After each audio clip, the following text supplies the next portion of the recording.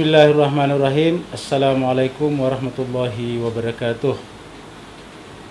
Alhamdulillahirabbil alamin alladzi khalaqal mauta wal hayata liyabluwakum ayyukum ahsanu amala. Pemirsa yang sama dimuliakan Allah Subhanahu wa taala, kita bersyukur kita sekarang melanjutkan pembahasan kita ayat ketiga dari surat Al-Fatihah. Ar-Rahmanir Rahim. Ar-Rahman Ar-Rahim. Ar-Rahman Ar-Rahim ini adalah menjadi ayat yang berdiri sendiri di ayat 3. Padahal sudah menjadi bagian di ayat 1. Sudah ikut di dalam ayat Bismillahirrahmanirrahim. Tapi kemudian Ar-Rahman Ar-Rahim dipenggal oleh Allah dan kemudian dijadikan sebagai ayat yang berdiri sendiri di ayat 3. Ini adalah pesannya sangat penting. Kenapa Allah memenggal Ar-Rahman Ar-Rahim lalu kemudian menyimpan di ayat 3 berdiri sendiri? Ini menunjukkan penting sekali dan karenanya perlu dibahas secara berdiri sendiri. Ar-Rahman Ar-Rahim ini adalah dua nama Allah Subhanahu wa taala. Kita paham bahwa Allah Subhanahu wa taala kaitannya dengan seluruh makhluknya itu mempunyai dua alur.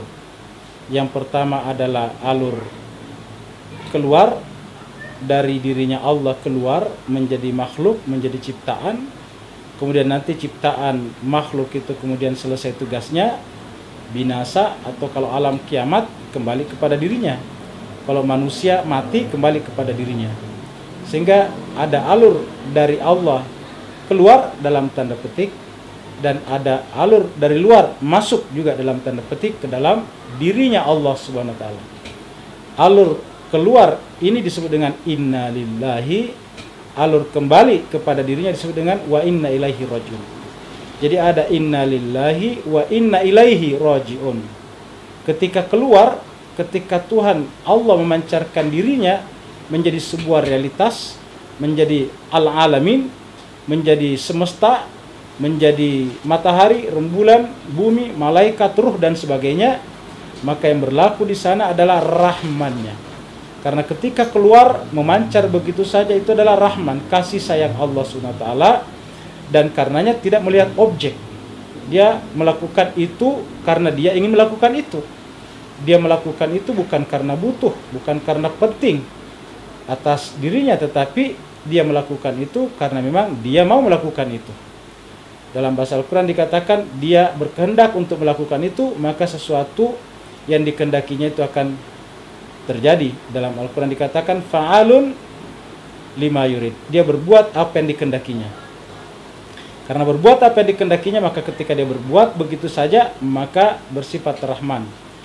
Maka yang kita saksikan bahwa segala sesuatu berkaitan dengan pancaran Allah Subhanahu wa taala kepada makhluknya, maka itu adalah rahman. Contohnya, Allah memberikan kehidupan kepada siapapun juga, termasuk kepada orang yang tidak percaya kepadanya. Bahkan bukan sekedar tidak percaya, sudah tidak percaya, menentang lagi, ingkar lagi kepadanya, tetap Allah berikan.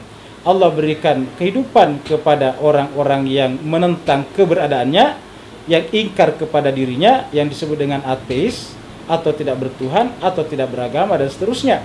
Semua orang tidak beragama, semua orang yang tidak menganut agamanya, atau tidak mengakui dirinya, diberikan kehidupan. Allah berikan matahari kepada siapapun juga. Allah berikan angin, udara kepada siapapun juga. Allah berikan rembulan, cahaya rembulan kepada siapapun juga. Allah berikan makanan dan minuman kepada siapapun juga. Allah bahkan memberikan keturunan kepada siapapun juga. Orang yang ingkar sekalipun, Allah berikan keturunan kepadanya. Allah berikan anak-anak kepada mereka. Apa sebabnya? Karena dalam konteks seperti itu, Allah adalah Ar-Rahman. Itu sebabnya ketika Allah berbicara tentang penciptaan alam semesta, penciptaan apa saja, Allah berbicara dengan Ar-Rahman. Ada satu surat namanya surat Ar-Rahman. Ar-Rahman. Jadi Ar-Rahman di situ adalah Allah Subhanahu wa taala. Dan kita baca dalam surat Ar-Rahman surat 55 itu berbicara tentang ciptaan-ciptaan, tentang alam semesta, tentang langit, tentang bumi, tentang keadaan alam semesta yang tawazun, yang seimbang, dan tidak bolehnya kita melanggar keseimbangan itu, karena itu adalah merupakan rahman daripada Allah Subhanahu wa taala. Kemudian setelah Allah memberikan kehidupan kepada siapapun juga, ada dua jenis manusia yang merespon, menanggapi kehidupan ini. Ada yang meresponnya secara positif, yang kita sebut dengan beriman, bersyukur dan beriman. Tapi ada juga yang meresponnya dengan negatif, yaitu mengakui kehidupan itu tetapi tidak mengakui adanya penciptanya. Kita sebut dengan kufur. Jadi ada yang syukur, ada yang kufur. Yang syukur nantinya diterima oleh Allah SWT dengan memberikan apresiasi dalam bentuk rahimnya. Sedangkan bagi mereka yang kufur, Allah berikan sesuatu dalam bentuk akibat perbuatannya, yang dalam bahasa agama disebut dengan neraka ataukah punishment. Makanya dalam Al-Quran tidak memaksakan. Allah mengatakan dalam Al-Quran, inna hadainahus sabila imma syakira wa imma kafura. Kami berikan kepada manusia itu petunjuk, baik petunjuk yang ada pada dirinya dalam bentuk akal sehat, kami berikan kepadanya fitrah yang sama, kami berikan kepada mereka alam yang sama, udara yang sama, cahaya yang sama, temperatur yang sama, tetapi terserah kepada mereka imma syakira wa imma kafura. Kami berikan pilihan bebas kepada mereka, kami berikan kemerdekaan untuk memilih kepada mereka, terserah mau mensyukurinya atau mengingkarinya. Imma syakira wa imma kafura. Itu adalah rahimnya Allah SWT kalau sudah kembali kepadanya. Jadi kalau sebetulnya orang ingkar dan diberikan dan mendapatkan neraka, itu sebetulnya bagian daripada rahimnya Allah juga. Apa sebabnya? Karena kalau tidak begitu, orang merasakan ketidakadilan karena berbuat baik atau berbuat buruk sama saja. Maka rahimnya Allah sebetulnya adalah tanggapan Allah kepada mereka yang merespon pemberian Allah tersebut. Jadi kalau meresponnya dengan positif, Allah juga memberikan yang positif baginya. Meresponnya dengan negatif, Allah juga memberikan yang negatif baginya. Jadi meresponnya dengan negatif dan Allah memberikan negatif, sebetulnya hakikatnya manusia menciptakan nasibnya sendiri. Jadi kalau merespon dengan negatif dan mendapatkan negatif, ya apa yang salah? Itu adalah merupakan akibat daripada tanggapannya terhadap realitas kebaikan yang Allah berikan kepadanya.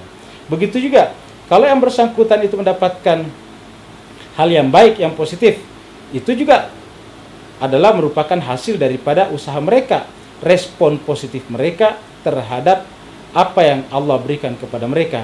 Respon positif Allah kepada mereka disebut dengan surga. Respon negatif yang mereka terima adalah disebut dengan neraka. Dengan demikian ada dua, yaitu ada reward, ada penghormatan, penghargaan, dan ada punishment, ada hukuman yang merupakan akibat daripada perbuatan orang itu sendiri. Nah, kalau kita sudah merasakan ini, maka Allah mengatakan biasanya rahimnya Allah diberikan kepada orang beriman. Karena orang beriman itu adalah orang yang menanggapi kembali kepada Allah SWT dengan tanggapan yang positif. Dalam Al-Quran dikatakan wabil mu'minina rahima, kepada orang mukmin Allah berikan rahimnya. Jadi Allah berikan rahimnya secara khusus kepada orang beriman dalam pengertian bahwa itu adalah Allah berikan surga kepadanya. Maka kalau kita katakan tadi bahwa neraka juga adalah rahimnya Allah, dengan bermakna bahwa rahim itu adalah tanggapan Allah terhadap sesuatu yang kembali kepada dirinya. Dan sesuatu yang kembali kepada diri Allah ada dua.